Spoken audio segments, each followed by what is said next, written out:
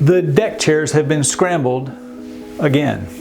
For the third year in a row, the United States had a new #1 gateway for export-import trade, Chicago's O'Hare International Airport.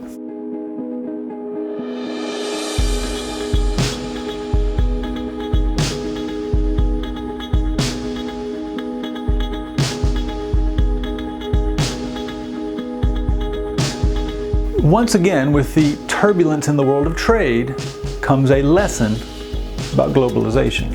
At work in the U.S. data released earlier this week for March is the 1-2 punch of the China trade war and the first signs of the coronavirus pandemic. Last year at this time, Port Laredo, a border crossing, rose to the #1 position, replacing years, decades even, of stability with a seaport, the Port of Los Angeles, as the top-ranked port among more than 450 U.S. airports, seaports, and border crossings. Then came the trade war. The Port of Los Angeles accounts for more than 25% of its trade with China, while Port Laredo is essentially immune from the trade war, 98% of its trade with Mexico.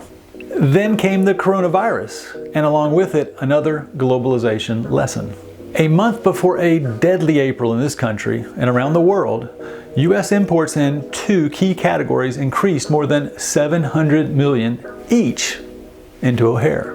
Medicines in single-dose form poured in from Ireland, Singapore, and even hard-hit Italy.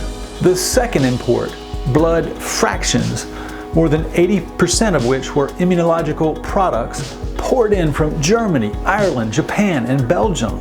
O'Hare, you see, is the #1 entry point for both categories. So it makes sense that in a pandemic it would stand out, that for the first time ever it would rank #1 in the nation for overall trade.